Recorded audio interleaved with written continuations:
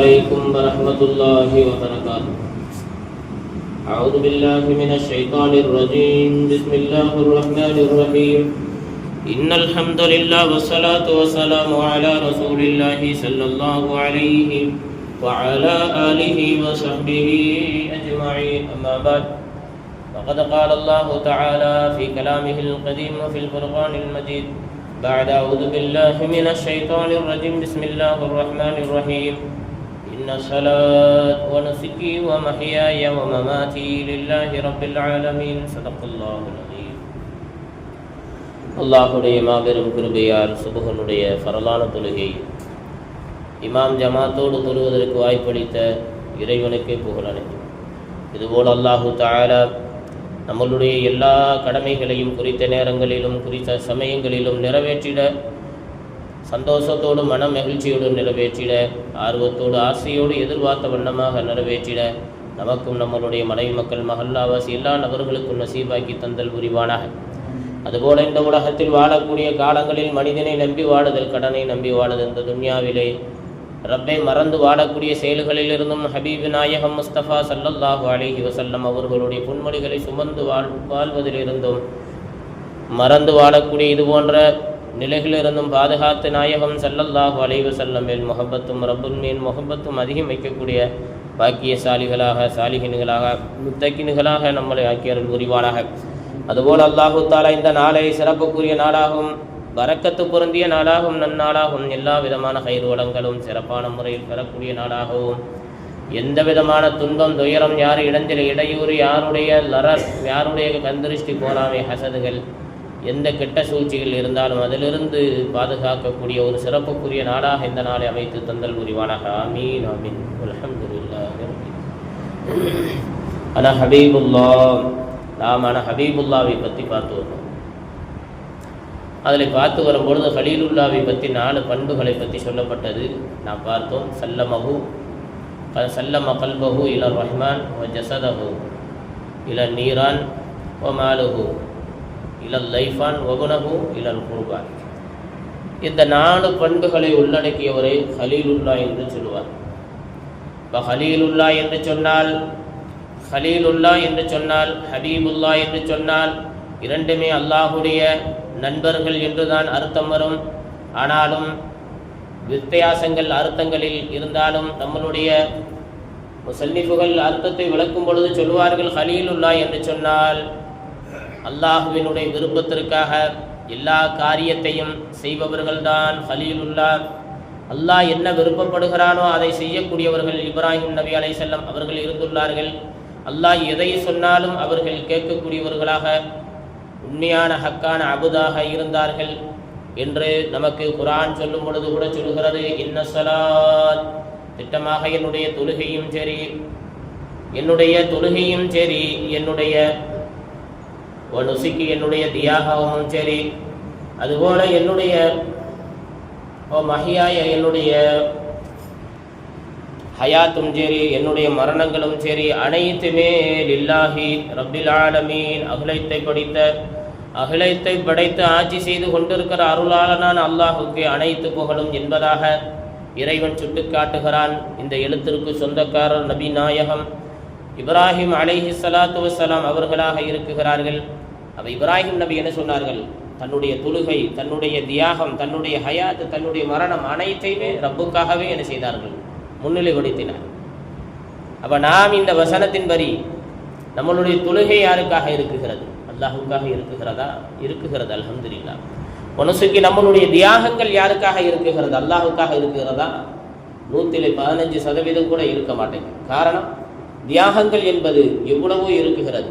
குடும்பங்களில் சகிப்புத்தன்மை ஒரு தியாகம், பிள்ளைகள் விஷயத்தில் சகிப்புத்தன்மை ஒரு தியாகம், வியாபார விஷயத்தில் சகிப்புத்தன்மை ஒரு வியாபாரம், ஒருவருக்கு உதவக்கூடிய விஷயத்தில் சகிப்புத்தன்மை என்பது ஒரு வியாபாரம். ஆனால் இந்த சகிப்புத்தன்மை அவனிடத்தில் இல்லாமல் போனதால் அவன் அனைத்தையுமே முறை தவறி செலவு பண்ணக்கூடிய, முறை தவறி வாழக்கூடிய நிலைகள் அவனுக்கு உருவாகிறது. ஒரு மனிதனுக்கு குடும்பத்தில் இருக்கக்கூடிய மனிதன் கணவனாயிருக்கட்டும், மனைவியாயிருக்கட்டும், பொறுமை இல்லை என்று சொன்னால், அவன் தியாகம் செய்யவில்லை என்று சொன்னால், பொறுமைக்காக பொறுமை என்ற அந்த வார்த்தையை கொண்டு தியாகம் செய்யவில்லை என்று சொன்னால் அவனுடைய குடும்பம் இருக்குகிறது, சந்தி சிரிக்கும் நிலையில் உள்ளாக்கப்படும் என்பதில் சந்தேகமல்ல. அவ தியாகங்கள் செய்ய வேண்டும். சுபுகனுடைய தொழுகை உறங்கிக் கொண்டு இருப்பதை தாண்டி எழுந்திருத்து தியாகம் செய்து என்ன செய்ய வேண்டும்? அதிகாலை நேரம் எழுந்திருக்க முடியாத ஒரு தருணம்தான். இருந்தாலும் அந்த நேரத்தில் ஒரு மனிதன் எழுந்திருத்து தொழுவது என்பது இருக்கிறதே மிகப்பெரிய ஒரு தியாகம். அதனால தான் சுபுகனுடைய தொழுகைக்கு நீண்ட வரலாற்றுகளையும் நீண்ட ஹதீசுகளையும் புனையப்பட்டு இருக்கிறது, எழுதப்பட்டு இருக்கிறது. அதை படிக்கும் பொழுதும் கேட்கும் பொழுதும் இணையதளங்களில் பார்க்கும் பொழுதும் கூட நாம் உறங்கிக் கொண்டிருக்கிறோம் என்று சொன்னால் நம்மளை விட சோம்பேறிகள் வேறு யாராக இருக்க முடியும்? அல்லாஹ் இடத்துல எந்த தைரியத்திலே நாம் இது போன்று தட்டி கழிக்குகிறோம் என்று உணர்ந்து கொள்ள வேண்டும். எந்த தைரியத்தில் நம்ம இப்படி ஒவ்வொரு ஃபர்லுகளையும் உதறி தள்ளி படுத்து உறங்குறோம் என்று நமக்கு தெரிய வேண்டும், கேட்க வேண்டும்.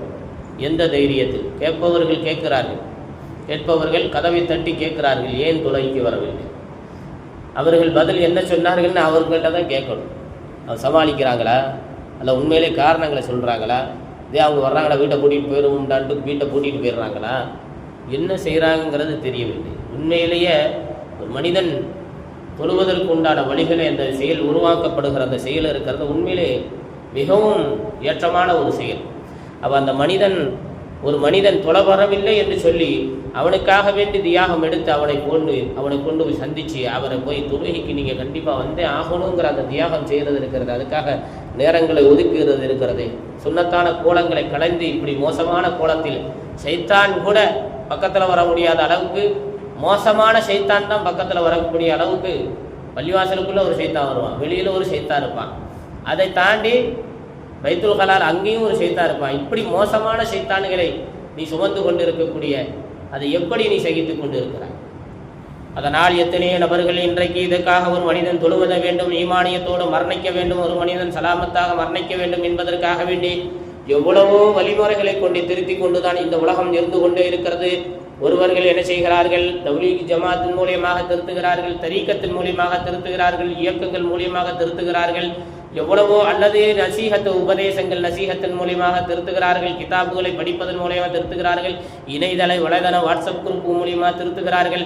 ஆனால் இவ்வளவு கேட்டும் கூட நம் காதுகளில் ஈயத்தை பூசி அடைத்தது போல் குர்ஆன் சொல்லது போல் நம்மளுடைய காதுகளில் ஈயத்தை பூசி அடைத்து விட்டுதான் உண்மையிலே வாழ்ந்து கொண்டிருக்கிறோம். ஒவ்வொரு மனிதனும் தொழுக வரவில்லை என்று சொன்னால், பாங்கு காதில் கேட்டும் அவன் அசால்ட்டாக கவனக்குறைவாக இருப்பான் என்று சொன்னால், அவனுடைய கல்வுகள் கருமையாகி இரும்பாக ஆகி மிகவும் கல்லஞ்சம் உள்ளவராக மாறிப்போனார் என்பதுதான் அர்த்தம் என்பதை உணர்ந்து கொள்ள வேண்டும்.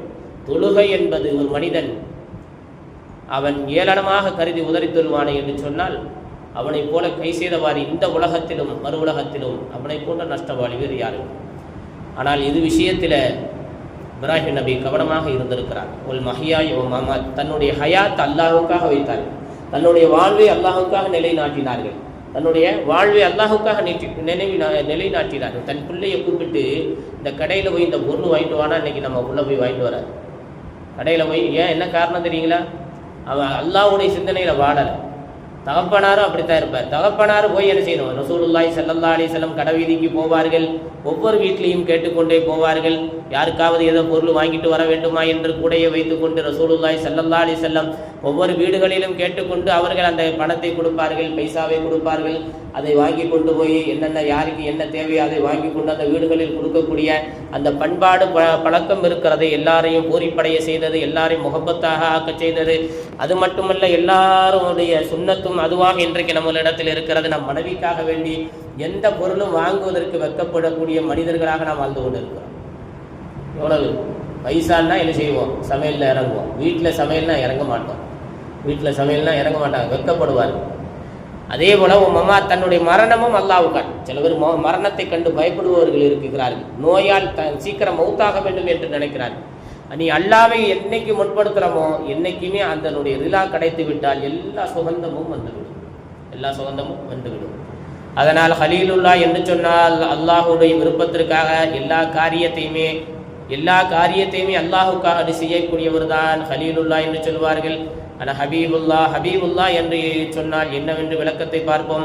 ஹபீபுல்லா என்று சொன்னால் என்னுடைய விருப்பத்திற்காக எதையும் அல்லாஹு செய்வான், அதுதான் அன ஹபீபுல்லா. இதற்கு அல்லாஹு தாலா திலாவத்துல் குர்ஆனிலே ஒரு வசனத்தை வைத்திருக்கிறான். இன்ஷா அல்லாஹ் தொடரக்கூடிய நாட்களில் இன்ஷா அல்லாஹ் அந்த வசனம் என்ன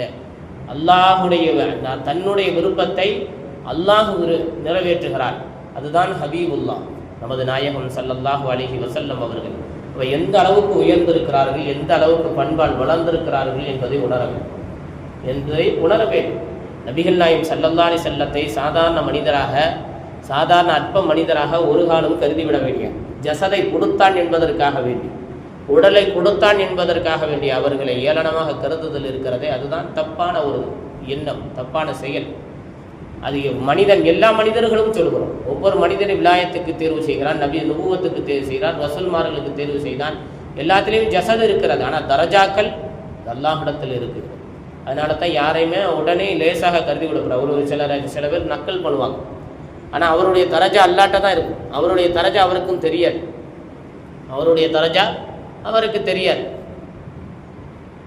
ஒரு ஊரில் நடந்த நகழ்வு, ஏர்வாடியில் ஒரு தடவை சியாரத்து போயிருக்கும் பொழுது, கீழக்கரை ஏர்வாடி தருகால ஒரு மனிதர், அவர் பள்ளியில் உஸ்தாத்மாரெல்லாம் தங்கியிருக்கும்.